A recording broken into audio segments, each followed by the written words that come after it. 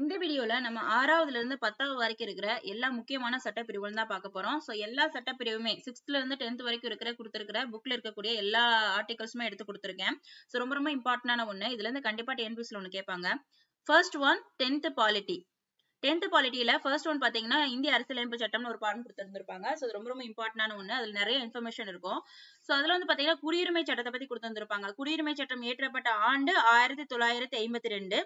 இந்த குடியுரிமை சட்டத்துக்கான சட்டப்பிரிவு என்னன்னு பாத்தீங்கன்னா பகுதி 2. பகுதி 2ல சட்டப்பிரிவு 5ல இருந்து 11 வரை வந்து பாத்தீங்கன்னா குடியுரிமை பற்றி விளக்கிறது. ஓகேவா? சோ இது ஆல்ரெடி TNPSC கேட்ட ஒண்ணு. குடியுரிமை பிரிவுக்கு அதாவது குடியுரிமை சட்டத்திற்கான பகுதி வந்து பாத்தீங்கன்னா 2. நெக்ஸ்ட் ஒன் பாத்தீங்கன்னா சட்டப்பிரிவு 5ல இருந்து 11.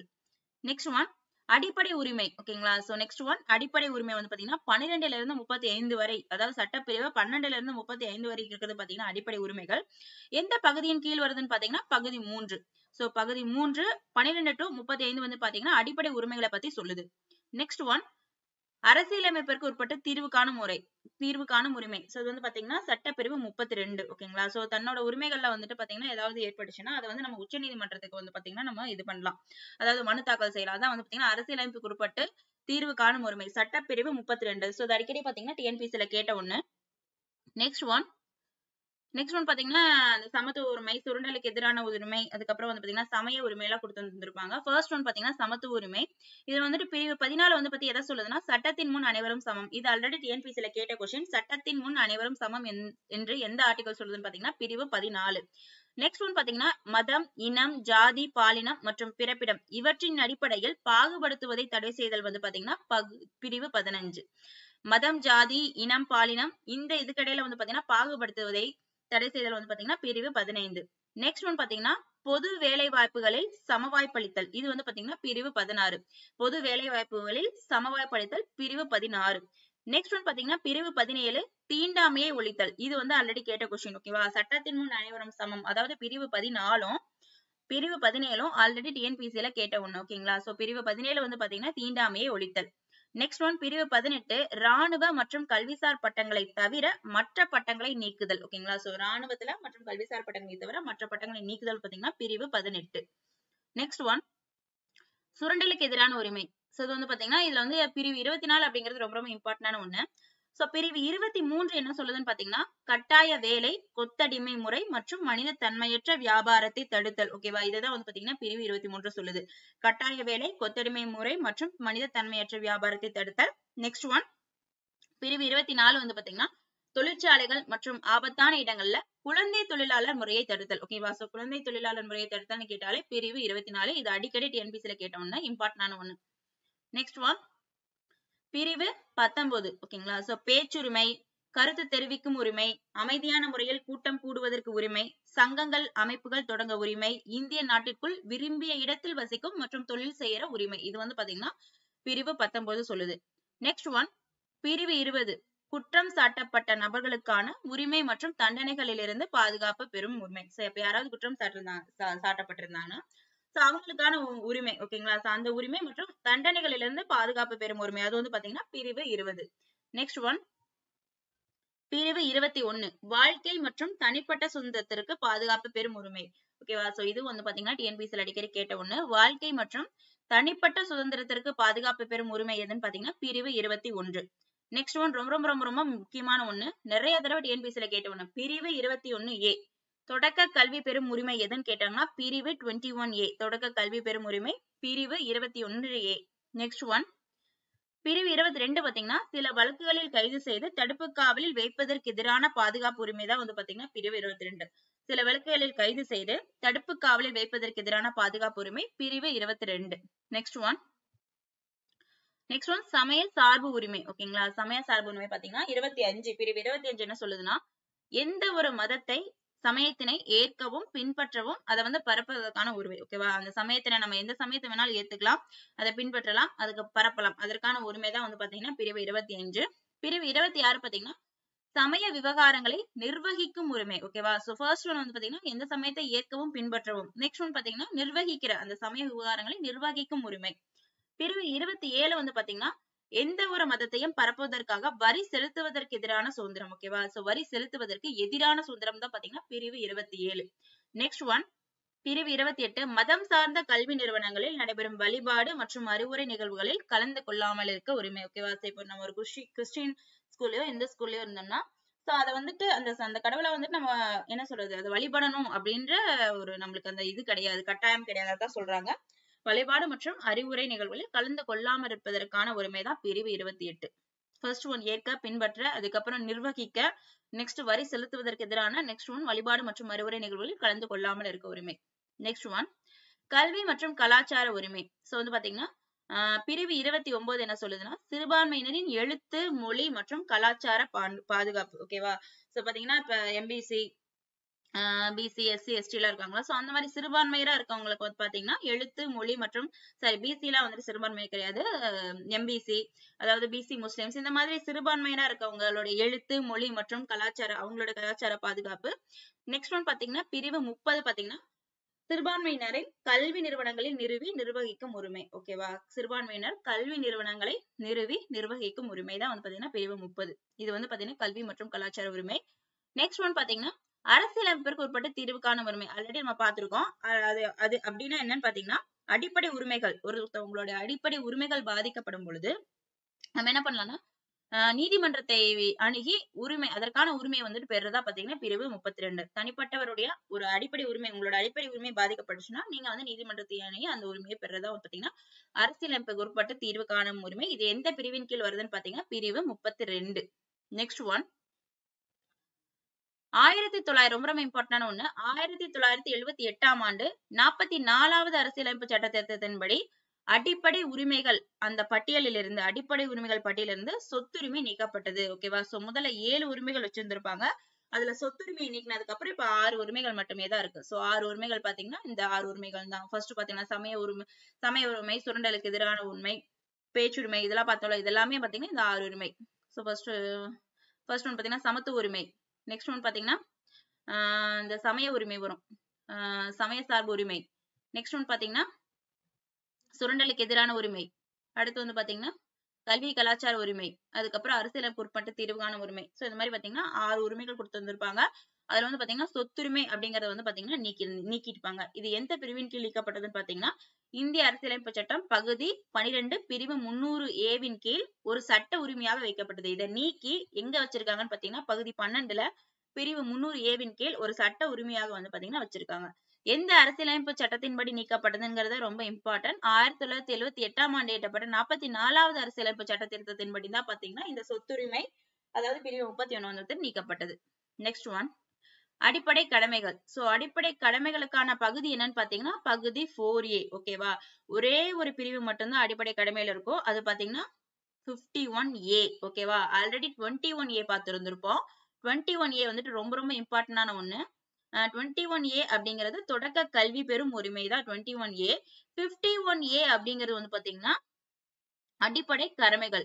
சோ இதுல வந்து பாத்தீங்கன்னா ஒரே ஒரு பிரிவை மட்டும் கொண்டது, பகுதி 4A. அதுக்கப்புறம் வந்து பாத்தீங்கன்னா 51A. ஓகேவா? பகுதி 4 அப்படிங்கிறது அரசு நெறிமுறை அந்த மாதிரி வரும்.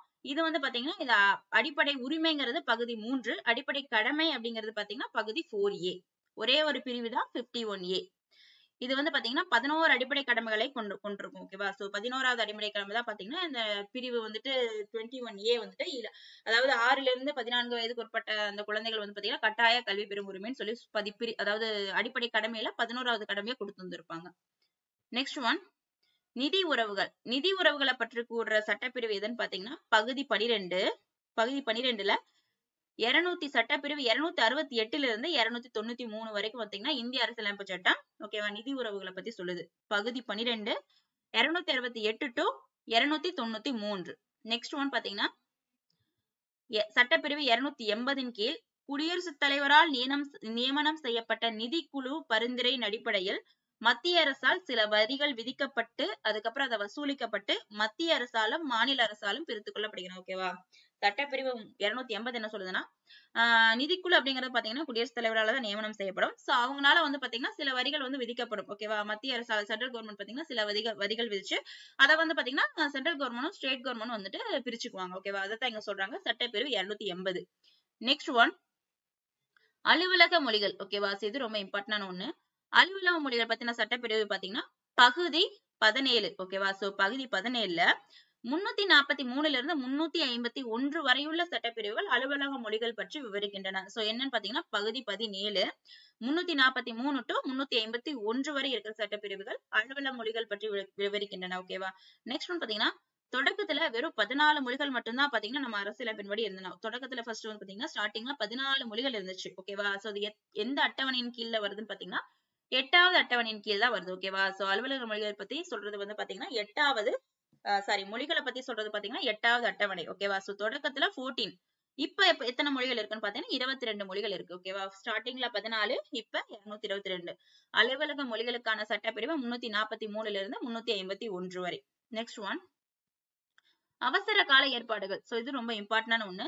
என்னென்ன அவசர நிலை இருக்குன்னு பாத்தீங்கன்னா தேசிய அவசர நிலை இருக்கும், மாநில அவசர நிலை இருக்கும், அதுக்கப்புறம் பாத்தீங்கன்னா நிதி சார்ந்த அவசர நிலைன்னு சொல்லிட்டு 3 அவசர நிலைகள் இருக்கும். ஓகேவா. எமர்ஜென்சி. ஃபர்ஸ்ட் ஒன் பாத்தீங்கன்னா தேசிய அவசர நிலை. இது சட்டப்பிரிவு 352 கீழ் வருது. ஓகேவா. சோ நம்ம நாட்டுல ஏதாவது போரோ இல்ல வந்து வெளிநாட்டு வரை வந்துட்டு ஏதாவது ஆக்கிரமிப்பு, அதுக்கப்புறம் பாத்தீங்கன்னா ஏதாவது ஆயுதமேந்திய கிளர்ச்சி. ஓகேவா. சோ இதெல்லாம் ஏற்படும் பொழுது பாத்தீங்கன்னா நம்ம பாதுகாப்பிற்காக பாத்தீங்கன்னா என்ன பண்ணுவாங்க, குடியரசுத் தலைவர் பாத்தீங்கன்னா இந்த அவசர நிலையை வந்துட்டு அறிவிப்பாரு. சட்டப்பிரிவு 352. சோ போரு, வெளிநாட்டினர் ஆக்கிரமிப்பு. ஓகேவா. சோ இது வந்து பாத்தீங்கன்னா தேசிய அவசர நிலை எந்த சட்டப்பிரிவின் கீழ் வருது பாத்தீங்கன்னா 352. நெக்ஸ்ட் ஒன் பாத்தீங்கன்னா மாநில அவசர நிலை. இது எந்த சட்டப்பிரிவின் கீழ் வருது பாத்தீங்கன்னா 356. ஓகேவா. மாநிலங்கிற போறது தேசிய, அதாவது இந்தியா ஃபுல்லா வராது, நம்ம தமிழ்நாட்டுக்குள்ள அவங்கவுங்க மாநிலத்துக்குள்ள. ஓகேவா. அந்த மாநில அரசால ஒருவேளை அந்த மாநிலத்தை கட்டுப்படுத்த முடியாத சூழல் ஏற்படும் பொழுது ஆளுநர் வந்துட்டு என்ன பண்ணுவாரு, குடியரசுத் தலைவருக்கு அறிக்கை விடுப்பாரு. ஓகேவா. சோ அப்ப வந்து குடியரசுத் தலைவருடைய ஆட்சி வந்துட்டு இங்க நடக்கும். ஓகேவா. அதான் பாத்தீங்கன்னா சட்டப்பிரிவு 356. ஓகேவா. சோ மாநிலத்துக்குள்ள ஏதாவது மாநில அரசால் கட்டுப்படுத்த முடியாத சூழல் ஏற்படும் பொழுது, ஓகேவா, மாநில அரசை கலைக்கும் பொழுது இங்க வந்து பாத்தீங்கன்னா குடியரசுத் தலைவர் ஆட்சி நடக்கும். ஓகேவா. ஆளுநருடைய அறிக்கையின் பேரில். ஓகேவா. சோ அதான் பாத்தீங்கன்னா பிரிவு 356. நெக்ஸ்ட் ஒன் பாத்தீங்கன்னா நிதி சார்ந்த அவசர நிலை 360. ஓகேவா. சோ இது வரைக்கும் நிதி சார்ந்த அவசர நிலை இந்தியாவுல வந்ததில்லைன்னு சொல்லுவாங்க. அதுக்கப்புறம் பாத்தீங்கன்னா இதோட இந்தியாவுல சப்போஸ் ஏதாவது நம்ம வந்து கடன் தன்மை ஆயிட்டாலோ இல்லன்னு பாத்தீங்கன்னா இந்தியாவோட பகுதிகள் வந்துட்டு ஆபத்தில் இருந்தாலோ, ஓகேவா. சோ அது பாத்தீங்கன்னா அந்த 360 பயன்படுத்தி குடியரசுத் தலைவர் பாத்தீங்கன்னா இந்த நிதி சார்ந்த அவசர நிலையை வந்துட்டு அறிவிப்பார். ஓகேவா. சோ 3 ரொம்ப ரொம்ப இம்பார்ட்டன்டான ஒண்ணு. தேசிய அவசர நிலைனா 352, மாநில அவசர நிலைனா 356, நிதி சார்ந்த அவசர நிலைனா 360. ஓகேவா. சோ ரொம்ப இம்பார்ட்டன்டான ஒண்ணு, பார்த்து வச்சுக்கோங்க. நெக்ஸ்ட் ஒன், சட்ட திருத்தம். ஓகேங்களா. இது ஆல்ரெடி டிஎன்பிசில கேட்ட ஒண்ணு. சோ அதாவது ஒரு சட்டம் ஆல்ரெடி ஏற்றிருப்பாங்க, அதுல ஒரு திருத்தத்தை கொண்டு வரதா பாத்தீங்கன்னா அரசியலமைப்பு சட்ட திருத்தம். அமெண்ட்மெண்ட் பாத்தீங்கன்னா அது அமெண்ட்மெண்ட்னு சொல்லுவாங்க. ஓகேவா. அப்படின்னா வந்து பாத்தீங்கன்னா அதுக்கு பேரு மாற்றம், மேம்படுத்துதல். அதாவது ஒண்ணு ஏற்றிருப்பாங்க, அதுல மாற்றம் கொண்டு வரது, அதை பயன்படுத்தி அதுல மேம்படுத்துறது, அதுக்கப்புறம் பாத்தீங்கன்னா அதுல சின்னதா ஏதாவது மாறுதல் செய்யறதா பாத்தீங்கன்னா அமெண்ட்மெண்ட் சொல்லுவாங்க. இது எந்த பகுதியின் கீழ் வருது பாத்தீங்கன்னா பகுதி 20 368வது சட்டப்பிரிவின் கீழ் பாத்தீங்கன்னா அரசியலமைப்பு சட்ட திருத்தம் இருக்கு. ஓகேவா. பகுதி 20 சட்டப்பிரிவு 368. சோ ரொம்ப ரொம்ப இம்பார்ட்டன்டான ஒண்ணு, ஆல்ரெடி டிஎன்பிசில கேட்டிருக்காங்க. நெக்ஸ்ட் ஒன், 42வது, அதாவது எந்த சட்ட திருத்தம் பாத்தீங்கன்னா குறு அரசியலமைப்பு அல்லது சிறு அரசியலமைப்பு என்ன சொல்லுவாங்கன்னு பாத்தீங்கன்னா 42வது அரசியலமைப்பு சட்ட திருத்தம் தான் பாத்தீங்கன்னா குறு அரசியலமைப்பு என அறியப்படுகிறது. சோ ரொம்ப ரொம்ப இம்பார்ட்டன்டான ஒண்ணு, இதுவும் ஆல்ரெடி டிஎன்பிசில கேட்டிருக்காங்க. நெக்ஸ்ட் ஒன், பகுதி 5ல் 52 to 78 வரையிலான சட்டப்பிரிவுகள் பாத்தீங்கன்னா நடுவண் அரசு, அதாவது மத்திய அரசுடைய சென்ட்ரல் கவர்மெண்டோடைய நிர்வாகம், அட்மினிஸ்ட்ரேஷனை பத்தி சொல்றதா வந்து பாத்தீங்கன்னா பகுதி 5 52 முதல் 78. ஓகேவா. சோ நடுவண் அரசுடைய நிர்வாகம் பற்றி குறிப்பிடும் சட்டப்பிரிவு 52 to 78 பகுதி 5ன் கீழ் இது வரும். நெக்ஸ்ட் ஒன், குடியரசுத் தலைவரை பத்தினது. ஓகேவா. சோ சட்டப்பிரிவு 53ன் படி நேரடியாகவோ அல்லது அவருடைய சார்நிலை அலுவலகங்கள் மூலமாகவோ மத்திய அரசின் நிர்வாக அதிகாரங்களை அரசியலமைப்பின்படி இவர் செயல்படுத்துகிறார். ஓகேவா.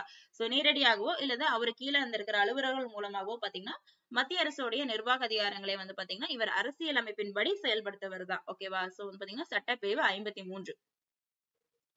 அதுக்கப்புறம் பாத்தீங்கன்னா குடியரசுத் தலைவரின் அதிகாரங்கள்ல நிர்வாக அதிகாரங்களை பத்தி சொல்றது பாத்தீங்கன்னா சட்டப்பிரிவு 77ன் படி குடியரசுத் தலைவர், அதாவது ஒவ்வொரு நிர்வாக நடவடிக்கையும் குடியரசுத் தலைவரின் பெயராலே மேற்கொள்ளப்பட வேண்டும். ஓகேவா. சோ ஒவ்வொரு நிர்வாக நடவடிக்கையும் அட்மினிஸ்ட்ரேஷன் பாத்தீங்கன்னா குடியரசுத் தலைவருடைய பெயராலேயே தான் மேற்கொள்ளப்படணும் சொல்றது வந்து பாத்தீங்கன்னா சட்டப்பிரிவு 77. இதெல்லாம் குடியரசுத் தலைவர் கீழே வர்ற சட்டப்பிரிவுகள். ஓகேவா. சட்டப்பிரிவு 77. நெக்ஸ்ட் ஒன், நீதி அதிகாரங்கள். ஓகேவா? சோ இது வந்து பாத்தீங்கன்னா குடியரசுத் தலைவருடைய நிர்வாக அதிகாரங்கள் தான் பாத்தீங்கன்னா சட்டப்பிரிவு 77. நெக்ஸ்ட் வந்து பாத்தீங்கன்னா நீதி அதிகாரங்கள் பாத்தீங்கன்னா 72. ஓகேவா? சோ 72 அப்படிங்கும்போது யாராவது ஒருத்தர் இப்ப படத்துல எல்லாம் பாத்திருப்பீங்க. ஓகேவா? சோ யாருக்காவது மரண தண்டனை விதிச்சா குடியரசுத் தலைவர் ஜனாதிபதிட்ட போய் என்ன பண்ணுவாங்க, மனு கொடுப்பாங்க இந்த மாதிரி. ஓகேவா? சோ அவர் வந்து அவரா பார்த்து என்ன பண்ணலாம், சோ அவர் ஒருவேளை நல்லவரா இருந்துச்சுன்னா தண்டனையை குறைக்கலாம், இல்லைன்னா வந்து பாத்தீங்கன்னா அவருக்கு மன்னிப்பு வழங்கலாம். ஓகேவா? சோ மரண தண்டனையில இருந்து விடுவிக்கலாம். சோ இந்த மாதிரி எல்லாம் அதிகாரம் குடியரசுத் தலைவருக்கு இருக்கு. சோ அததான் சொல்றாங்க நீதி அதிகாரங்கள். ஓகேவா? நிதி அதிகாரங்கள் வேற, இது நீதி அதிகாரங்கள். சட்டப்பிரிவு 72வது சட்டப்பிரிவு என்ன சொல்லுதுன்னா, சட்டம் அதாவது நீதிமன்றத்தால் தண்டனை பெற்ற ஒருவருடைய தண்டனையை வந்துட்டு குறைக்கலாம். அதுக்கப்புறம் பாத்தீங்கன்னா சோ இவ்வளவு காலம் ஒத்தி வைக்கலாம். அதுக்கப்புறம் தண்டனையில இருந்து ஃபுல்லாவே விடுவிக்கலாம். அதுக்கப்புறம் பாத்தீங்கன்னா மன்னிப்பு வழங்கும். இந்த அதிகாரம் அங்க யாருக்கு இருக்குன்னு பாத்தீங்கன்னா குடியரசுத் தலைவருக்கு இருக்குன்னு சொல்லிட்டு சட்டப்பிரிவு 72 வந்துட்டு சொல்லுது. ரொம்ப ரொம்ப இம்பார்ட்டன்டான ஒண்ணு. ஓகேங்களா? பார்த்து வச்சுக்கோங்க. நெக்ஸ்ட் ஒன் ராணுவ அதிகாரங்கள். ஓகேவா? சோ நம்ம குடியரசுத் தலைவர் தான் பாத்தீங்கன்னா முப்படைகளுடைய தலைமை தளபதியா வந்துட்டு இருக்கிறாரு. சோ இது பாத்தீங்கன்னா அந்த அதிகாரத்தை வந்து பாத்தீங்கன்னா சட்டப்பிரிவு 53(2) வந்து பாத்தீங்கன்னா குடியரசுத் தலைவருக்கு வழங்கியிருக்கு. அதாவது மத்திய அரசின் நடுவண் அரசின் பாதுகாப்பு படையின் தலைமை தளபதி என்ற அதிகாரத்தை சட்டப்பிரிவு 53(2) வந்து பாத்தீங்கன்னா குடியரசுத் தலைவருக்கு வழங்கியிருக்கு. ஓகேவா? அவர் வந்து பாத்தீங்கன்னா இந்த சட்டத்தின்படி ராணுவத்தை வழிநடத்துகிறார். ஓகேவா? ரொம்ப ரொம்ப இம்பார்ட்டன்ட் ஒண்ணு. சட்டப்பிரிவு 53 பாத்தீங்கன்னா பாதுகாப்பு படைய தலைமை தளபதி அப்படிங்கிற அதிகாரத்தை குடியரசுத் தலைவருக்கு வழங்கியிருக்கு. நெக்ஸ்ட் ஒன் பாத்தீங்கன்னா நெருக்கடி நிலை அதிகாரங்கள். சோ நெருக்கடி நிலை அறிவிக்கும் அதிகாரம் யாருக்கு இருக்கு பாத்தீங்கன்னா குடியரசுத் தலைவருக்கு தான் இருக்கும். அதேதான் முன்னாடி என்ன சொன்னாங்களோ அதே அதான் வந்திருக்கு. நெருக்கடி நிலை அதாவது எமர்ஜென்சி வந்துட்டு பாத்தீங்கன்னா குடியரசுத் தலைவர் அறிவிப்பாரு.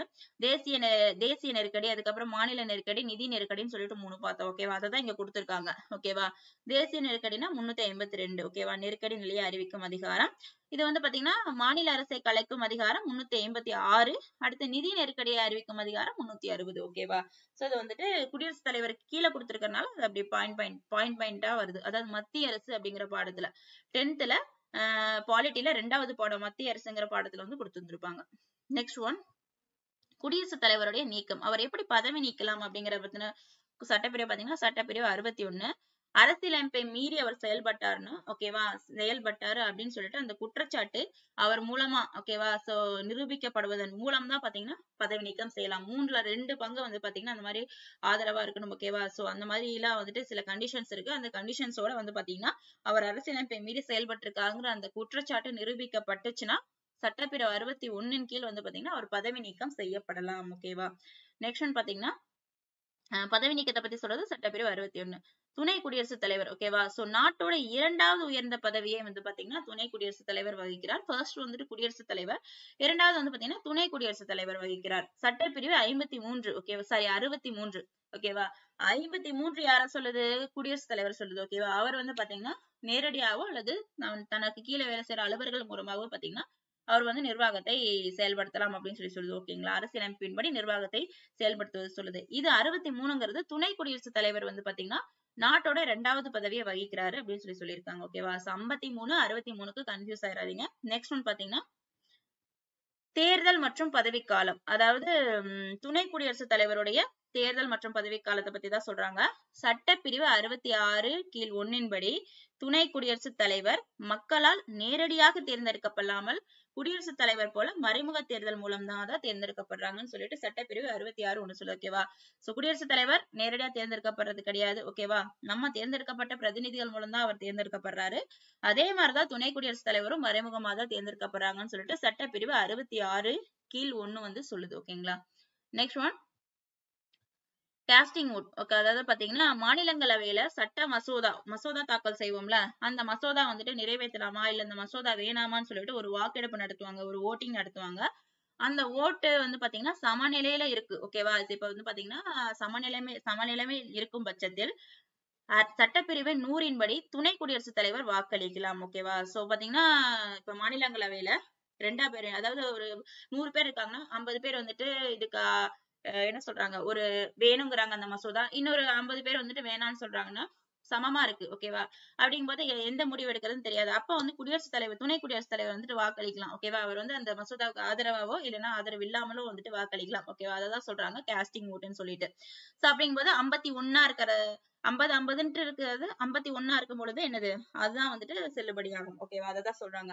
இந்த சட்ட மசோதாவின் ஒப்புதலுக்கு ஒரு வாக்குமே மட்டும் தேவை என்ற நிலையை குறிக்கிறது. ஓகேவா, சரிசமமா இருக்கும் பட்சத்துல ஒரு வாக்கு மட்டுமே தேவை அப்படிங்கும் பொழுது துணை குடியரசுத் தலைவர் அந்த மசோதாவுக்கு ஆதரவாவோ இல்லைன்னா ஆதரவு இல்லாமலோ வந்துட்டு அவருடைய உரிமைப்படி அவர் தெரிவிக்கலாம்ங்கிறதா பாத்தீங்கன்னா காஸ்டிங் ஓட். சட்டப்பிரிவு 100. நெக்ஸ்ட் ஒன் பாத்தீங்கன்னா பிரதம அமைச்சரை பத்தி சொல்லுது. சட்டப்பிரிவு 74 கீழ் 1 பாத்தீங்கன்னா குடியரசுத் தலைவருக்கு உதவவும் அறிவுரை வழங்கிடவும் பிரதம அமைச்சரை தலைவராக கொண்ட ஒரு குழு செயல்படும். அதான் வந்து பாத்தீங்கன்னா சட்டப்பிரிவு 74 கீழ் 1 சொல்லுது. குடியரசுத் தலைவருக்கு உதவிடவும் அறிவுரை வழங்கிடவும். ஓகேவா, பிரதம அமைச்சரை தலைவராக கொண்ட ஒரு அமைச்சரவை குழு வந்துட்டு செயல்படும். ஓகேவா, அதான் பாத்தீங்கன்னா சட்டப்பிரிவு 74 கீழ் 1. நெக்ஸ்ட் ஒன் பிரதம அமைச்சரின் செயல்பாடுகளும் கடமைகளும். அதாவது பிரதம அமைச்சரோட கடமைகளை பற்றி கூறும் சட்டப்பிரிவு எதுன்னு பாத்தீங்கன்னா சட்டப்பிரிவு 78. பிரதம அமைச்சர் பிரைம் மினிஸ்டருடைய கடமைகளை பற்றி கூறும் சட்டப்பிரிவு 78. நெக்ஸ்ட் ஒன் பாத்தீங்கன்னா இந்திய அரசின் தலைமை வழக்கறிஞர். சோ இது ஆல்ரெடி டிஎன்பிசில கேட்டிருக்காங்க. சட்டப்பிரிவு 76 பாத்தீங்கன்னா இந்திய அரசின் தலைமை வழக்கறிஞரை நியமிக்க வழிவகை செய்கிறது. ஓகேவா, சோ அவரோட நியமனம் பற்றி சொல்லுது. சட்டப்பிரிவு 76. ஓகேவா, இவர் தான் வந்து பாத்தீங்கன்னா நாட்டுடைய உயர்ந்த சட்ட அதிகாரியே இவர் தான். குடியரசுத் தலைவரால தான் இவர் நியமிக்கப்படுகிறார். ஓகேவா, ரொம்ப ரொம்ப இம்பார்ட்டன்ட் ஒண்ணு. யார் நியமிக்கிறாங்கிறது ஒண்ணு, குடியரசுத் தலைவரால தான் நியமிக்கப்படுறாரு.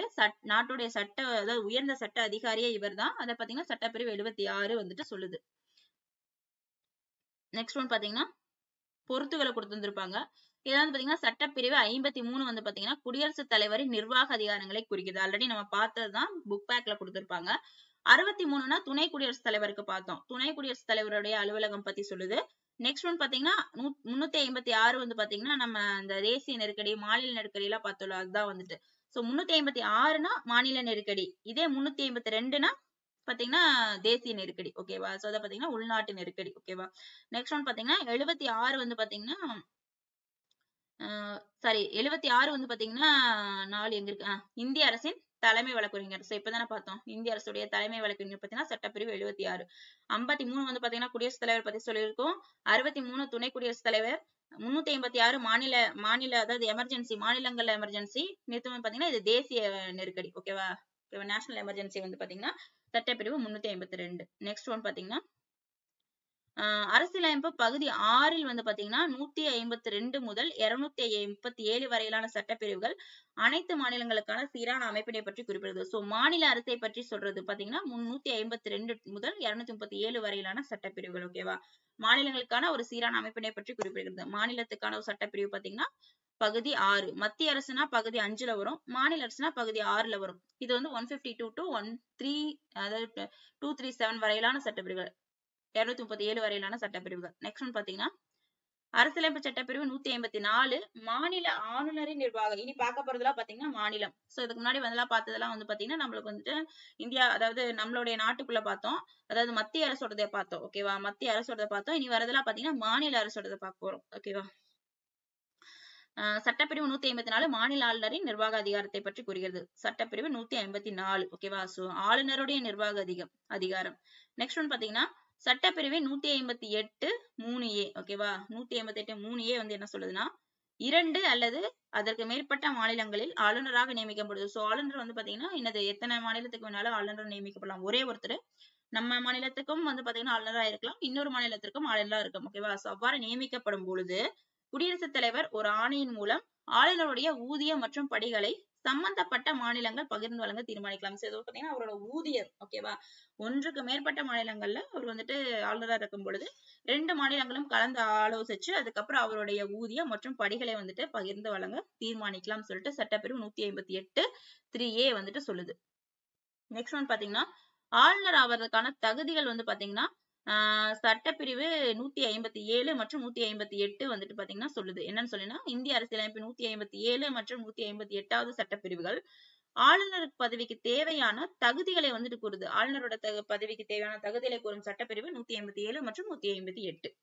நெக்ஸ்ட் ஒன் பாத்தீங்கன்னா முதலமைச்சரின் தலைமையிலான அமைச்சரவையின் ஆலோசனையின் மற்றும் வழிகாட்டுதலின்படி ஆளுநர் குறிப்பிட்ட சில நிகழ்வுகளை தவிர மற்ற அதிகாரங்களை செயல்படுத்துகிறார் அப்படின்னு சொல்லிட்டு சட்டப்பிரிவு 163 சொல்லுது. ஓகேவா, அவரோட தலைமையிலான அமைச்சரவையே பாத்தீங்கன்னா அவரோட தலைமையில தான் இருக்கும், முதலமைச்சரோட தலைமையில தான் இருக்கும். அவங்களுடைய ஆலோசனை மற்றும் வழிகாட்டுதலின்படிதான் பாத்தீங்கன்னா ஆளுநர் வந்துட்டு சில நிகழ்வுகளை தவிர மற்ற அதிகாரங்களை வந்துட்டு செயல்படுத்திக்கலாம்னு சொல்லிட்டு 123 சட்டப்பிரிவு 163 சொல்லுது. நெக்ஸ்ட் ஒன் பாத்தீங்கன்னா அரசியலமைப்பு சட்டப்பிரிவு 213 வந்து பாத்தீங்கன்னா அவசர சட்டத்தை பத்தி சொல்லும். ஓகேவா? ரொம்ப ரொம்ப இம்பார்ட்டன்டான ஒண்ணு. இந்த பிரிவின் கீழ் ஆளுநர் மாநில சட்டமன்றம் நடைபெறாத பொழுது அவசர சட்டத்தை பிறப்பிக்கலாம்னு சொல்லுது. ஓகேவா? இந்த அவசர சட்டம் பாத்தீங்கன்னா 6 மாசத்துக்குள்ள வந்துட்டு மாநில சட்டமன்றத்தால் அங்கீகரிக்கப்பட வேண்டும். ஓகேவா? அந்த அவசர சட்டத்தை ஆளுநர் எப்ப வேணாலும் பாத்தீங்கன்னா திரும்ப பெறலாம்னு சொல்லுது. ஓகேவா? சோ அவசர சட்டம்னா மாநிலத்துல பாத்தீங்கன்னா ஆளுநரின் கீழ் அவசர சட்டம் பாத்தீங்கன்னா சட்டப்பிரிவு 213. நெக்ஸ்ட் ஒன் பாத்தீங்கன்னா மாநில அரசு அரசியலமைப்பு விதிகளுக்கு ஏற்ப செயல்படவில்லை என்று. ஓகேவா? சோ அந்த அரசியலமைப்புக்கு உட்பட்ட இந்த மாநில அரசு இப்ப வந்து நம்ம வந்து பாத்தீங்கன்னா ஒரு ஆட்சி நடக்குது. இந்த ஆட்சி வந்து பாத்தீங்கன்னா அரசியலமைப்பு கீழே நம்மளுக்கு செயல்படல அப்படின்னு பாத்தீங்கன்னா இந்த மாநில அரசை வந்துட்டு கலைக்க வந்து ஆளுநர் வந்து குடியரசுத் தலைவருக்கு பரிந்துரை செய்வார். ஓகேவா? அதான் பாத்தீங்கன்னா 386. ஓகேவா? திரும்ப திரும்ப அதான் வருது. ஓகேவா? இந்த நெருக்கடி நிலைன்னு சொன்னோம்ல அதே மாதிரி பாத்தீங்கன்னா மாநில நெருக்கடி நிலை வந்து 386 கீழ் மாநில அரசை கலைக்க குடியரசுத் தலைவருக்கு ஆளுநர் வந்து பரிந்துரை செய்வார். ஓகேவா? அந்த மாநில அரசு கலைக்கப்பட்டவுடன் என்ன பண்ணுவாங்க மாநிலத்துல வந்துட்டு குடியரசுத் தலைவருடைய ஆட்சி வந்துட்டு நடைமுறைக்கு வரும். ஓகேவா? அந்த ஆளுநர் வந்து பாத்தீங்கன்னா குடியரசுத் தலைவரின் பிரதிநிதியாக மாநிலத்தை குடியரசுத் தலைவர் ஆட்சினா அவர் டைரக்டா வந்துட்டு என்ன பண்ணுவாரு மாநிலத்தை ஆட்சி செய்வார் அப்படின்னு கிடையாது. நம்ம ஆளுநர் வச்சுதான் வந்துட்டு அவருடைய செயல்பாடுகளுக்கு இணங்கதான் அவர் பாத்தீங்கன்னா இங்க ஆளுநர் வந்து இந்த மாநிலத்துல ஆட்சி செய்வார். அதான் இங்க சொல்லியிருக்காங்க. நெக்ஸ்ட் ஒன் பாத்தீங்கன்னா ஆளுநருடைய சிறப்புரிமைகள் பாத்தீங்கன்னா சட்டப்பிரிவு 361 கீழ் 1 பாத்தீங்கன்னா சிறப்புரிமைகள் வந்துட்டு சொல்லுது. ஓகேவா? ஆளுநருக்கான சிறப்புரிமைகள் என்னன்னு சொல்லி பாத்தீங்கன்னா தன்னோட பணிகள் மற்றும் அதிகாரத்தை செய்யணும்னு நினைக்கிறதுல பாத்தீங்கன்னா நீதிமன்றத்துக்கு பதிலளிக்க வேண்டிய அவசியம் இல்லை அப்படின்னு சொல்றாங்க. இது வந்து ஆளுநருக்கான சிறப்புரிமைகள்ல ஒண்ணு. இன்னொன்னு பாத்தீங்கன்னா ஆளுநர் வந்துட்டு பதவியில் இருக்கும்போது அவர் மீது குற்றச்சாட்டுகளை சுமத்தவோ அல்லது அவரை கைது செய்யவோ எந்த ஒரு நீதிமன்றத்திற்கும் உத்தரவு பிறப்பிக்க முடியாது. ஓகேவா? சோ அவருடைய பணிகளை செய்யறதுலயே வந்து பாத்தீங்கன்னா எந்த நீதிமன்றத்துக்கும் பதிலளிக்க வேண்டிய அவசியம் இல்லை. நெக்ஸ்ட் ஒன் பாத்தீங்கன்னா அவர் மீது பதவி காலத்துல இருக்கும்போது அவர் மீது ஏதாவது குற்றம் சுமத்தினாலோ கைது செய்யவோ பாத்தீங்கன்னா நீதிமன்றம் உத்தரவு பிறப்பிக்க முடியாது அப்படின்னு சொல்றாங்க. அதான் பாத்தீங்கன்னா ஆளுநருடைய சிறப்புரிமைகள் பிரிவு 361 கீழ் 1 கீழ் வருது. ஓகேங்களா? நெக்ஸ்ட் ஒன் பாத்தீங்கன்னா அரசியலமைப்பு சட்டப்பிரிவு 363 ஆளுநருக்கு ஆலோசனை வழங்க அமைச்சரவையை உருவாக்க வழிவகை செய்கிறது. ஓகேவா? ஆளுநருக்கு பாத்தீங்கன்னா ஆலோசனை வழங்க அமைச்சரவையை உருவாக்க வழிவகை செய்கிறது. சட்டப்பிரிவு 363 அதுலயே 1 படி முதலமைச்சரை தலைவராக கொண்ட அமைச்சரவை பாத்தீங்கன்னா ஆளுநருக்கு தேவைப்படும் பொழுது உதவி செய்யறதுக்கும் ஆலோசனை வழங்கவும் வேண்டும். ஓகேவா? சோ ரெண்டுமே வந்துட்டு ஆல்மோஸ்ட் ஒரு மாதிரிதான் இருக்கும். ஓகேவா? 163ங்கிறது ஆளுநருக்கு ஆலோசனை வழங்க. ஓகேவா? 163(1)ங்கிறது அதே ஆலோசனை வழங்குறதா. ஓகேவா? அதுதான் வந்துட்டு இந்த மாதிரி ரெண்டே மாறி மாறி கொடுத்திருப்பாங்க. முதலமைச்சரை தலைவராக கொண்ட அமைச்சரவை ஆளுநருக்கு தேவைப்படும் பொழுது உதவி செய்யவும் ஆலோசனை வழங்கவும் வேண்டும். ஓகேவா? இது வந்து பாத்தீங்கன்னா ஆளுநருக்கு ஆலோசனை வழங்க அமைச்சரவை உருவாக்க வழிவகை செய்யறதா பாத்தீங்கன்னா 363. நெக்ஸ்ட் ஒன் பாத்தீங்கன்னா சட்டப்பிரிவு 164 கீழ் 1. ஓகேவா? ஆளுநரால் முதலமைச்சர் நியமிக்கப்படுவதை கூறுகிறது. ஓகேவா? சோ முதலமைச்சர் உட்பட மொத்த உறுப்பினர்களின் எண்ணிக்கையில் 15 விழுக்காட்டை தாண்டக்கூடாது என்று சட்டப்பிரிவு 164(1)A சொல்லுது. ஓகேவா? சோ இது வந்து பாத்தீங்கன்னா 164(1) என்ன சொல்லுதுன்னு பாத்தீங்கன்னா ஆளுநரால் முதலமைச்சர் யாரு நியமிக்கப்படுறா முதலமைச்சர் யாரால் நியமிக்கப்படுறீங்கன்னா ஆளுநரால் தான். ஓகேவா? சோ ஆளுநரால் முதலமைச்சர் நியமிக்கப்படுவதை கூறுவதுதான் 164 கீழ் 1. இந்த 164(1)A என்ன சொல்லுதுன்னு பாத்தீங்கன்னா முதலமைச்சர் உட்பட ஓகேவா மொத்த அமைச்சர்களோட எண்ணிக்கை மொத்த உறுப்பினர்களின் எண்ணிக்கையில 15% தாண்டக்கூடாது அப்படின்னு சொல்றாங்க. ஓகேவா? முதலமைச்சர் உட்பட மொத்த அமைச்சர்களோட எண்ணிக்கை அந்த மொத்த உறுப்பினர்களோட எண்ணிக்கையில 50% தாண்டக்கூடாதுன்னு சொல்லிட்டு சட்டப்பிரிவு 164(1)A சொல்லுது. நெக்ஸ்ட் ஒன் பாத்தீங்கன்னா சட்ட மேலவை உருவாக்கம் அல்லது நீக்கம். சோ ஓகே பாத்தீங்கன்னா ஒரு 6 மாநிலங்கள்ல தான் வந்து பாத்தீங்கன்னா இப்ப சட்ட மேலவை இருக்கு. மித்ததுல எல்லாம் நீக்கிட்டாங்க. நம்ம தமிழ்நாட்டுல எல்லாம் பாத்தீங்கன்னா 1986லயே நீக்கிட்டாங்க. இந்த சட்ட மேலவை உருவாக்கம் அல்லது நீக்கம் பற்றி எந்த சட்டப்பிரிவு சொல்லுதுன்னு பாத்தீங்கன்னா சட்டப்பிரிவு 169. சோ ரொம்ப ரொம்ப இம்பார்ட்டன்டான ஒண்ணு. சட்டப்பிரிவு 169 6 திருப்பி போட்டீங்கன்னா 9. இதான் பாத்தீங்கன்னா சட்ட மேலவை உருவாக்கம் அல்லது நீக்கம் பற்றி சொல்லுது. நெக்ஸ்ட் ஒன் பாத்தீங்கன்னா 156ஆம் ஆண்டு 7வது சட்ட திருத்தம் என்ன சொல்லுதுன்னா 2 மற்றும் 2ற்கு மேற்பட்ட மாநிலங்கள் யூனியன் பிரதேசங்களுக்கு என்று ஒரு பொதுவான உயர்நீதிமன்றத்தை நிறுவ நாடாளுமன்றத்திற்கு அங்கீகாரம் வழங்கியிருக்கு. ஓகேவா? சோ 7வது சட்ட திருத்தம் சொல்லுதுன்னா 2 மாநிலங்களும் சேர்த்து என்னது ஒரு பொதுவான உயர்நீதிமன்றம் இருக்கலாம் அப்படின்னு சொல்லிட்டு நாடாளுமன்றத்துக்கு அங்கீகாரம் வழங்கியிருக்கு. ஓகேவா? நெக்ஸ்ட் ஒன் பாத்தீங்கன்னா பேராணை அதிகாரங்கள். ஓகேவா? சட்டப்பிரிவு 226 ஓகேவா, அடிப்படை உரிமைகளுக்காக மட்டுமின்றி மற்ற நோக்கங்களுக்காகவும் பேராணைகளை வெளியிடும் அதிகாரத்தை உயர் நீதிமன்றங்களுக்கு வழங்குகிறது. ஓகேவா, சோ ஆல்ரெடி வந்து பாத்தீங்கன்னா சட்டப்பிரிவு 32 அரசியலமைப்புக்கு உட்பட்ட தீர்வு காணும் உரிமை பார்த்தீங்கன்னா அது உச்ச நீதிமன்றத்தை பேஸ் பண்ணி பார்த்திருந்திருப்போம். இது வந்து பாத்தீங்கன்னா சட்டப்பிரிவு 226 பாத்தீங்கன்னா உயர் நீதிமன்றத்தை பேஸ் பண்ணி நம்ம பார்ப்போம். ஓகேவா, அடிப்படை உரிமைகளுக்காக மட்டும் இல்லாமல் மற்ற நோக்கங்களுக்காகவும் பேராணைகளை வெளியிடும் அதிகாரங்களை உயர் நீதிமன்றங்களுக்கு வழங்கியிருக்கு. இது வந்து மாநில அரசுன்னு வரும்பொழுது சட்டப்பிரிவு 226 வரும். அது வந்து மத்திய அரசு, அதை உச்ச நீதிமன்றத்தை பேஸ் பண்ணி வரனால சட்டப்பிரிவு 32 அந்த மாதிரி வரும். நெக்ஸ்ட் ஒன் பாத்தீங்கன்னா இந்திய அரசியலமைப்பு சட்டம் 1950 சட்டப்பிரிவு 51 ஓகேங்களா. சோ சட்டப்பிரிவு 51 பாத்தீங்கன்னா அரசு நெறிமுறையுறுத்தும் இந்தியாவின் வெளியுறவு கொள்கைகள். ஓகேவா, அரசு நெறிமுறையுறுத்தும் இந்தியாவின் வெளியுறவு கொள்கைகளை பத்தி சொல்லுது. ஓகேவா, எந்த பிரிவுன்னு பாத்தீங்கன்னா சட்டப்பிரிவு 51. சர்வதேச அமைப்பு மற்றும் பாதுகாப்பை மேம்படுத்துதல். அடுத்து பாத்தீங்கன்னா நாடுகளுக்கிடையே நியாயமான மற்றும் கௌரவமான உறவுகளை பேணுதல். நெக்ஸ்ட் ஒன் பாத்தீங்கன்னா சர்வதேச சட்டம் மற்றும் சர்வதேச அமைப்புகளை மதித்தல். நெக்ஸ்ட் ஒன் பாத்தீங்கன்னா சர்வதேச பிரச்சனைகளை நடுவர் மன்றம் மூலம் தீர்க்க ஒப்புவித்தல். ஓகேவா, இது பாத்தீங்கன்னா இந்திய அரசியலமைப்பு சட்டம் 1950 சட்டப்பிரிவு 51 அரசு நெறிமுறையுறுத்தும் இந்தியாவின் வெளியுறவு கொள்கைகள். நெக்ஸ்ட் ஒன் பாத்தீங்கன்னா நைன்த் பாலிட்டியில இந்திய அரசியலமைப்பின் 15வது பகுதியில் ஓகேவா, சோ பகுதி 15ல வந்து பாத்தீங்கன்னா 224 முதல் 229 வரையிலான பிரிவுகள் வந்து பாத்தீங்கன்னா தேர்தல். ஓகேவா, தேர்தல் முறை, நம் நாட்டில் தேர்தல் முறை அமைக்கப்பட்டிருப்பதை பத்தி குறிப்பிடுது. ஓகேவா, சோ தேர்தல்னாலே வந்து பாத்தீங்கன்னா 324 to 329 எந்த பகுதியின் கீழே பாத்தீங்கன்னா பகுதி 15. ஓகேவா, தேர்தல் முறை நம் நாட்டுல இந்த விதிமுறையின் கீழ் அமைக்கப்பட்டிருக்குன்னு சொல்லியிருந்திருக்காங்க. இந்த பிரிவின் கீழே தான். சோ இது வந்து ஆல்ரெடி கேட்டிருக்காங்க 324 329. அடுத்து பாத்தீங்கன்னா நோட்டா நன் ஆஃப் த எபோ. ஓகேவா, சோ இது வந்து பாத்தீங்கன்னா நோட்டாவை பத்தி கூற சட்ட விதி என்னன்னு சொல்லி பாத்தீங்கன்னா யாருக்குமே வாக்கு அளிக்க விருப்பம் இல்லை அப்படின்னு பாத்தீங்கன்னா 49O. ஓகேவா, சோ 49O அந்த சட்டப்பிரிவு சொல்லுது. ஓகேவா, நோட்டாவை பத்தி சொல்றது வந்து பாத்தீங்கன்னா 49O. ரொம்ப ரொம்ப இம்பார்ட்டன்டான ஒண்ணு. நெக்ஸ்ட் ஒன் பாத்தீங்கன்னா மனித உரிமைகள் பற்றிய உலகளாவிய பேரிக்கைகள். சோ இது வந்து பாத்தீங்கன்னா யுனைடெட் நேஷன் ஐநாவை பேஸ் பண்ணி வரும். ஓகேவா, சோ அவங்க ஏற்படுத்தின இந்த மனித உரிமைகள் பற்றிய அந்த பேரறிக்கையில எத்தனை உறுப்புகள் ஆர்டிகல்ஸ் இருக்குன்னு பாத்தீங்கன்னா 30 உறுப்புகள் இருக்கு. மனித உரிமைகள் பற்றிய உலகளாவிய பேரிக்கையில் எத்தனை ஆர்டிகல்ஸ் இருக்குன்னு பாத்தீங்கன்னா 30 உறுப்புகள். இதுவும் வந்து ஆல்ரெடி கேட்டிருக்காங்க டிஎன்பிசில. நெக்ஸ்ட் ஒன் பாத்தீங்கன்னா 1976ஆம் ஆண்டு 42வது சட்ட திருத்தத்தின் மூலம் பாத்தீங்கன்னா 11 அடிப்படை கடமைகளை குறிப்பிடுறது அப்படின்னு சொன்னாங்க. அடிப்படை கடமைகளுக்கான சட்ட திருத்தம் என்னன்னு சொல்லி கேட்டாங்கன்னா 42வது சட்ட திருத்தம் எந்த ஆண்டுன்னு பாத்தீங்கன்னா 1976. ஆல்ரெடி நம்ம ஒண்ணு பார்த்திருப்போம் அடிப்படை கடமைகள்னு சொல்லிட்டு 51A.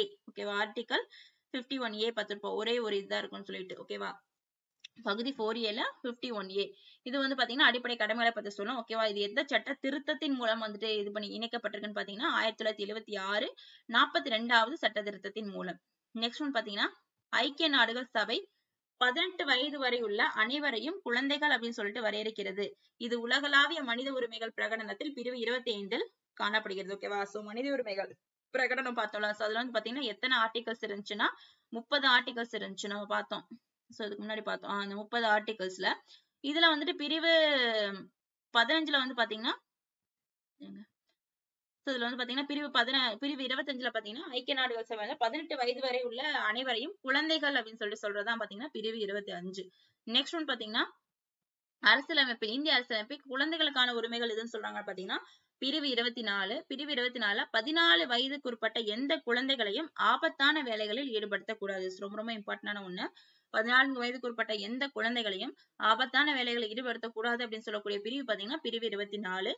பிரிவு 45 என்ன சொல்லுதுன்னு பாத்தீங்கன்னா 14 வயது நிறைவடையும் வரை இலவச மற்றும் கட்டாய கல்வி அனைத்து குழந்தைகளுக்கும் அளிக்கப்பட வேண்டும். ஓகேவா, சோ 14 வயது நிறைவடைய வரை 14 வயசு வரைக்கும் பாத்தீங்கன்னா கண்டிப்பா இலவசமா கட்டாய கல்வி வந்துட்டு குழந்தைகளுக்கு அளிக்கப்படணும்னு சொல்றது பாத்தீங்கன்னா பிரிவு 45. நெக்ஸ்ட் ஒன் பாத்தீங்கன்னா 39B இரு பாலினருக்கும் அதாவது ஆண் பெண் 2 பேருக்குமே வந்து பாத்தீங்கன்னா சம வேலைக்கு சம ஊதியம். ஓகேவா, 2 பேருமே சமமான வேலை தான் செய்வாங்க. ஆனா ஆணுக்கு தனி சம்பளம் பெண்ணுக்கு தனி சம்பளம் கொடுக்காம 2 பாலினருக்குமே சம வேலைக்கு சம ஊதியம் அப்படிங்கறத சொல்றது பாத்தீங்கன்னா 39B. நெக்ஸ்ட் ஒன் சட்டமன்ற உறவுகளை பத்தி சொல்றது பாத்தீங்கன்னா பிரிவுகள் 245 to ஓகேவா, சோ 45 to 55ன்னு வரும். அடுத்து அதுக்கப்புறம் 56 to 63ன்னு வரும். ஓகேவா, சோ இந்த மாதிரி வரும். சட்டமன்ற உறவுகள்னா 245 to 255 வரைக்கும். ஓகேவா? அதே மாதிரி நிர்வாக உறவுகள் அப்படின்னு கேட்டாங்கன்னா பிரிவுகள் 256 டு 263 வரை வரும்.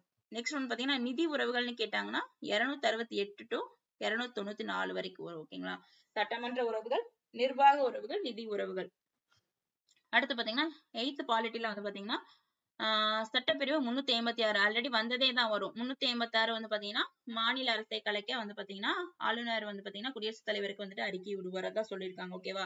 ஆளுநரின் அறிக்கையின்படி குடியரசுத் தலைவர் அரசியலமைப்பு சட்டப்பிரிவு 386 பயன்படுத்தி ஒரு மாநிலத்தில் குடியரசுத் தலைவர் ஆட்சியை ஏற்படுத்துகிறார். ஓகேவா? சோ அந்த மாநில அரசை கட்டுப்படுத்த முடியாத சூழல் ஏற்படும் பொழுது பாத்தீங்கன்னா இந்த குடியரசுத் தலைவர் ஆட்சி மாநிலத்தில் நடைபெறும். சட்டப்பிரிவு 386 பயன்படுத்தி. நெக்ஸ்ட் ஒன் பாத்தீங்கன்னா இந்திய குடியுரிமை சட்டம் ஆல்ரெடி நம்ம பார்த்தோம். 10th பார்த்தோம். 1900 இப்ப பாக்குறது வந்து பாத்தீங்கன்னா 8th பாலிட்டி. ஓகேவா? So 8th polity already 10th 9th பார்த்தாச்சு. இது வந்து பாத்தீங்கன்னா 8th பாலிட்டில இருக்கக்கூடிய இம்பார்ட்டன்ட் ஆர்டிகல்ஸ். சோ இது வந்து பாத்தீங்கன்னா ரெண்டாவது வந்து பாத்தீங்கன்னா இந்திய குடியுரிமை சட்டம். சோ எந்த ஆண்டுன்னு பாத்தீங்கன்னா 1955 தான் இயற்றப்பட்டது. ஓகேவா? இது வந்து பாத்தீங்கன்னா ஒரு குடிமகன் தன்னுடைய குடியுரிமை பெறுதலையும் அந்த குடியுரிமை இழத்தலையும் பற்றிய இந்த சட்டம் கூறுது. ஓகேவா? இந்திய குடியுரிமை சட்டம் 1955. நெக்ஸ்ட் ஒன் பாத்தீங்கன்னா அதே ஆர்டிகல்ஸ் தான் பின்னாடி வரும். ஓகேவா? 10th என்ன கொடுத்திருக்காங்களோ 7th அதே தான் வரும். ஓகேங்களா? அரசியலமைப்பு பிரிவுகளின் அடித்தளம் அதாவது 15 என்ன சொல்லும்? சமயம், இனம், ஜாதி, பாலினம் அல்லது பிறப்பிடம் இந்த அடிப்படையில பாகுபடுத்துவதை தடை செய்கிறது அப்படின்னு சொல்லுது. 16 வந்து பாத்தீங்கன்னா பொது வேலை வாய்ப்பில் சமமான வாய்ப்பளித்தல். ஓகேவா? அடுத்து வந்து பாத்தீங்கன்னா பிரிவு 25(1) வந்து பாத்தீங்கன்னா எந்த ஒரு சமயத்தை ஏற்கவும் பின்பற்றவும் பரப்பவும் உரிமை வழங்குகிறது. ஓகேவா? இதெல்லாமே ஆல்ரெடி நம்ம 10th பார்த்ததுதான். 26 பாத்தீங்கன்னா சமய விவகாரங்களை நிர்வகிக்கும் சுதந்திரம். ஓகேவா? சோ இது ரொம்ப ரொம்ப இம்பார்ட்டன்ட். இந்த பிரிவு 15 வந்துட்டு ஆல்ரெடி டிஎன்பிசில கேட்டிருக்காங்க. ஓகேவா?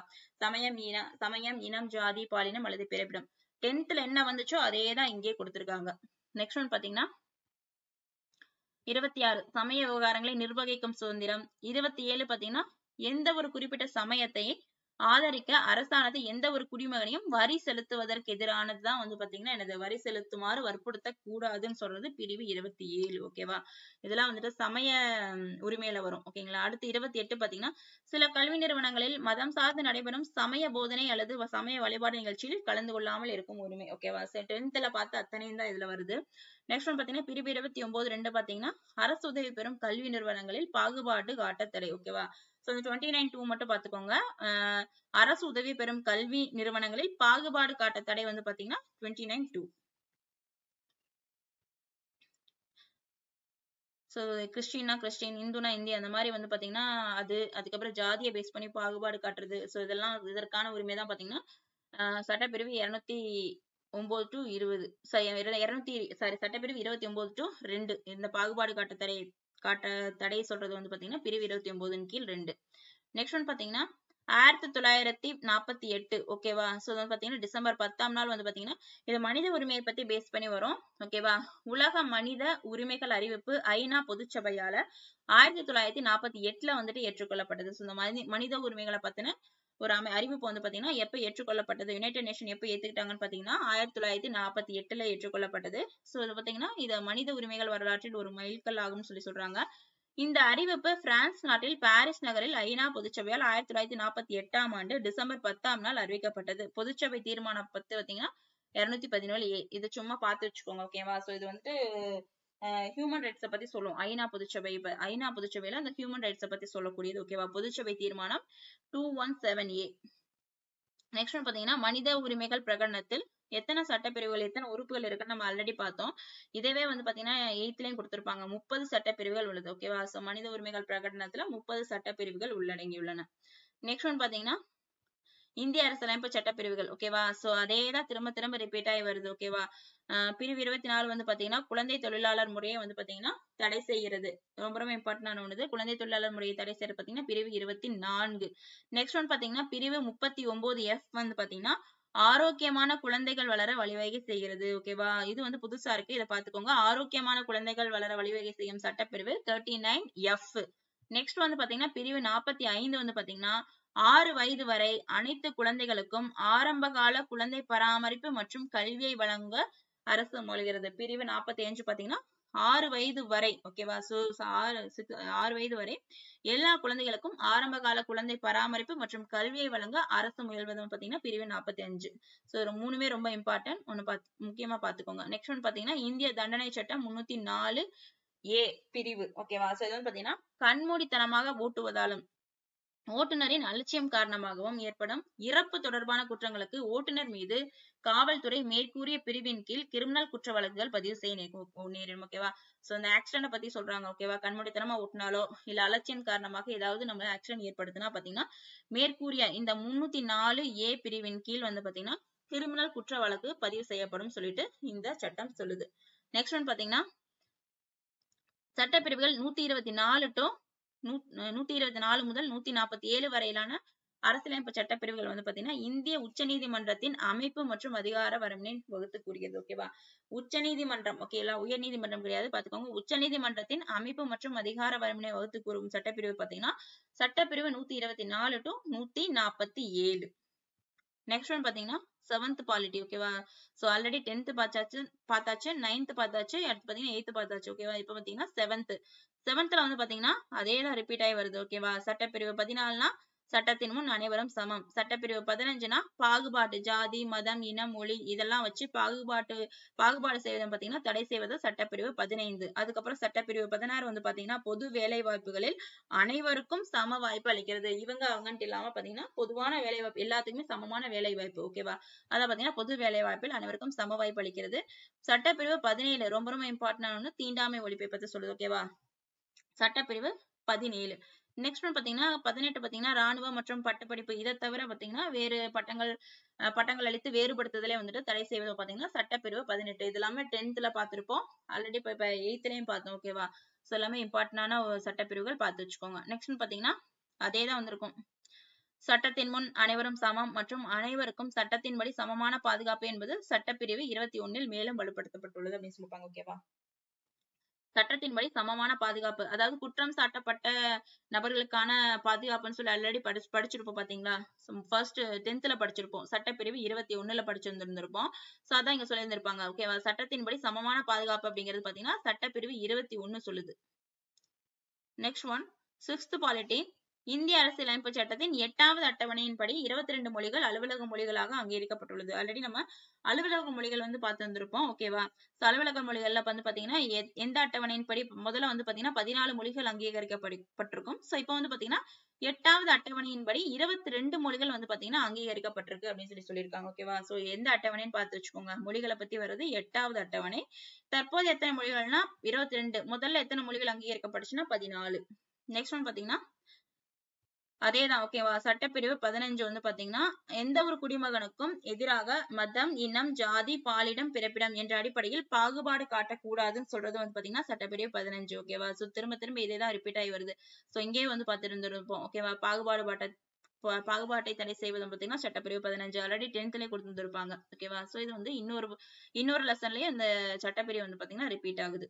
நெக்ஸ்ட் ஒன் பாத்தீங்கன்னா சட்டத்திற்கு முன் அனைவரும் சமம்னாலே என்னது சட்டப்பிரிவு 14. இதெல்லாம் வந்துட்டு புக்ல இருக்க எல்லா ஆர்டிகல்ஸ் எடுத்து கொடுத்ததுனால திரும்ப ரிப்பீட் ஆயிட்டு வருது ஓகேவா.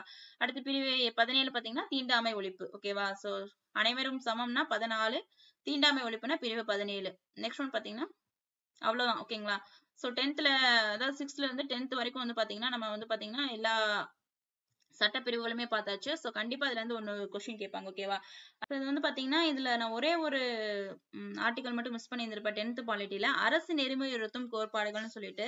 சோ இது எதுக்கு கீழே வருதுன்னு பாத்தீங்கன்னா பகுதி 4 சட்டப்பிரிவு 36 இருந்து 51 ஓகேவா. சோ இது ரொம்ப ரொம்ப இம்பார்ட்டன்டான ஒன்று. ஆல்ரெடி டிஎன்பிசில கேட்டிருக்காங்க. இந்த ஒரே ஒரு ஆர்டிகல் மட்டும் தான் மிஸ் பண்ணிட்டேன். சோ அரசு நெறிமுறைப்படுத்தும் கோட்பாடுகள் 36 to 51 ஓகேவா. சட்டப்பிரிவு 36 to 51. பகுதி 4 ஓகேவா. பகுதி 4A வந்து பாத்தீங்கன்னா அடிப்படை கடமைகளை பத்தி சொல்லும். ஒரே ஒரு பிரிவு தான் இருக்கும் 51A ஓகேவா. இது வந்து அரசு நெறிமுறைப்படுத்தும் கோட்பாடுகள் பகுதி 4 எது 4A எதுன்னு சொல்லிட்டு கன்ஃபியூஸ் பண்ணிக்காதீங்க ஓகேவா. 4A அடிப்படை கடமைகள், பகுதி 3 அடிப்படை உரிமைகள், பகுதி 4 அரசு நெறிமுறைப்படுத்தும் கோட்பாடுகள். இதெல்லாமே வந்துட்டு தெளிவா பார்த்து வச்சுக்கோங்க. சோ அவ்வளவுதான் வந்து பாத்தீங்கன்னா நம்ம எல்லா ஆர்டிகல்ஸும் 6th இருந்து 10th வரைக்கும் பார்த்தாச்சு. இதுல இருந்து கண்டிப்பா ஒரு கொஸ்டின் வரும். சோ எக்ஸாம் போகும்போது பாத்தீங்கன்னா இதை பார்த்து ரிவிஷன் பண்ணிட்டு போங்க. கண்டிப்பா ஒரு கொஸ்டின் வரும் ஓகேவா. சோ நம்ம நெக்ஸ்ட் வீடியோல பார்க்கலாம். தேங்க்யூ.